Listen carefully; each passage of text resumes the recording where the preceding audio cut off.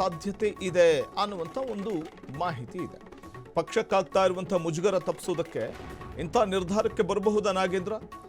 High command ಜೊತೆ ಚರ್ಚೆನ ಮಾಡ್ತಾರಾ ಇದೇ ವಿಚಾರವನ್ನು? ಡಿ.ಕೆ. ಶಿವಕುಮಾರ್ ಅವರು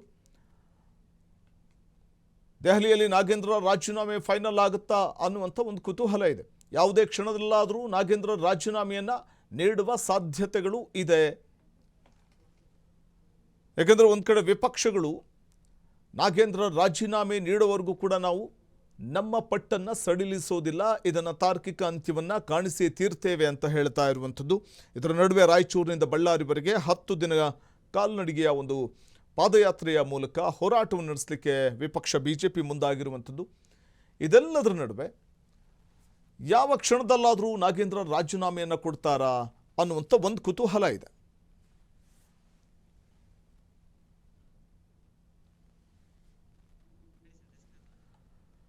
ಮತ್ತಷ್ಟು ಮಾಹಿತಿ ಪಡೆಯೋಣ ನಮ್ಮ ಪ್ರತಿನಿಧಿ ಮಾರುತಿ ಅವರಿಂದ. ಮಾರುತಿ, ಒಂದು ಕಡೆ ತಾವು ಹೇಳ್ತಾ ಇದ್ರಿ ದೆಹಲಿಗೆ ನಾಳೆ ಹೋಗ್ತಾ ಇದ್ದಾರೆ ಮುಖ್ಯಮಂತ್ರಿಗಳು ಅಂತ. ಬಹುಶಃ ನಾಗೇಂದ್ರ ಅವರ ಮೇಲೆ ಕೇಳಿಬಂದಿರುವಂಥ ಆರೋಪದ ಹಿನ್ನೆಲೆಯಲ್ಲಿ ಅವರು ರಾಜೀನಾಮೆಗೆ ಒತ್ತಾಯಿಸ್ತಾ ಇರುವಂಥ ವಿಪಕ್ಷಗಳು ಮತ್ತು ಸದನದ ಒಳಗೆ ಹೊರಗೂ ಕೂಡ ದೊಡ್ಡ ಮಟ್ಟದಲ್ಲಿ ತೀವ್ರತೆ ಪಡ್ಕೊಳ್ತಾ ಇರುವಂಥ ವಿಚಾರ ಅವರ ಗಮನಕ್ಕೆ ತಂದು ಬಹುಶಃ ಅಲ್ಲಿಯೂ ಕೂಡ ಒಂದು ಹೈಕಮಾಂಡ್ ಸ್ಪಷ್ಟವಾದಂಥ ನಿಲುವನ್ನು ತೆಗೆದುಕೊಳ್ಬೋದಾ? ಹೇಗಿದ್ರೂ ಈಗ ಒಂದು ಸ್ಥಾನ ಖಾಲಿ ಇದೆ, ಅದ್ರ ಜೊತೆಗೆ 2 ಸಚಿವ ಸ್ಥಾನ ಬದಲಿಗಾಗಿ ನಾಳೆ CM ದೆಹಲಿಗೆ ಹೋಗ್ತಾ ಇರೋದ್ರಿಂದ ಆ 2 ಸಚಿವ ಸ್ಥಾನ ಬದಲಿ ಅನ್ನುವಂಥ ಒಂದು ವಿಚಾರದಲ್ಲಿ ನಾಗೇಂದ್ರ ಅವರ ಒಂದು ರಾಜೀನಾಮೆ ವಿಚಾರ ಕೂಡ ಪ್ರಸ್ತಾಪ ಆಗ್ಬಿಡಬಹುದಾ ಅಂತ?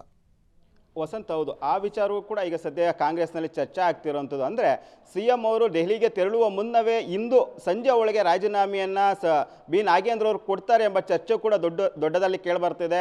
ಪ್ರಮುಖವಾಗಿ ಏನು ಹೋರಾಟವನ್ನು BJP ಹಮ್ಮಿಕೊಂಡಿದ್ದಾರೆ, ಅಂದರೆ ಸದನದಲ್ಲೂ ಕೂಡ ರಾಜೀನಾಮೆ ಆಗ್ರಹಿಸಿ ಪ್ರತಿಭಟನೆಯನ್ನು ಮಾಡಿದ್ರು. ಅದೇ ರೀತಿ ಸೆಪ್ಟೆಂಬರ್ 1ನೇ ತಾರೀಕಿಂದಲೂ ಕೂಡ ಸಂಪೂರ್ಣವಾಗಿ 10 ದಿನಗಳ ಕಾಲ ನಾಗೇಂದ್ರ ಅವರ ರಾಜೀನಾಮೆ ಆಗ್ರಹಿಸಿ ಬಳ್ಳಾರಿಗೆ ಏನು ಪಾದಯಾತ್ರೆ ಮಾಡ್ತಿದ್ದಾರೆ. ಇದು ಒಂದು ಕಡೆ ಪಕ್ಷಕ್ಕೆ, ಕಾಂಗ್ರೆಸ್ ಪಕ್ಷಕ್ಕೆ ಮುಜುಗರ ಅಂತ ತರುವಂತಹ ಪಾದಯಾತ್ರೆ ಆಗಿರುವಂಥದ್ದು. ಇನ್ನೊಂದು ಕಡೆ ಅಲ್ಲಿ ವೋಟ್ ಗೈನ್ ಮಾಡ್ಕೊಳ್ಳೋದಕ್ಕೆ ಬಿಜೆಪಿಯವರು ಮಾಡ್ತಿರೋವಂಥದ್ದು ಬಹುದೊಡ್ಡ ಪಾದಯಾತ್ರೆ ಆಗಿರೋದ್ರಿಂದ ಇದು ಬಿಜೆಪಿಗೂ ಕೂಡ ಪ್ಲಸ್ ಆಗುತ್ತೆ. ಹೀಗಾಗಿ ಒಬ್ಬರಿಂದ ಇಡೀ ಪಕ್ಷಕ್ಕೆ ಡ್ಯಾಮೇಜ್ ಆಗೋದು ಬೇಡ ಎಂಬ ನಿರ್ಧಾರಕ್ಕೆ ಬಂದಿರುವಂಥ ನಾಗೇಂದ್ರ ಅವರು ನಾನು ರಾಜೀನಾಮೆ ಕೊಡ್ತೀನಿ ಅಂತ CM ಜೊತೆ ಮಾತನಾಡಿರುವಂಥದ್ದು.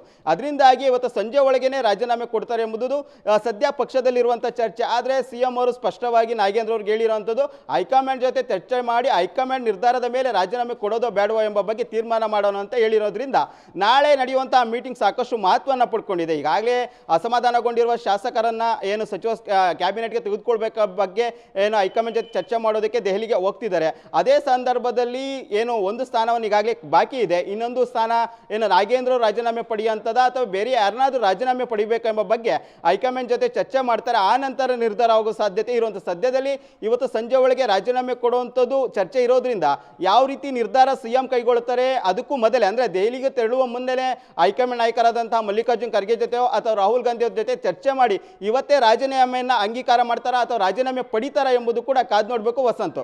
ಧನ್ಯವಾದ ಮಾರುತಿ ತಮ್ಮ ಮಾಹಿತಿಗಾಗಿ.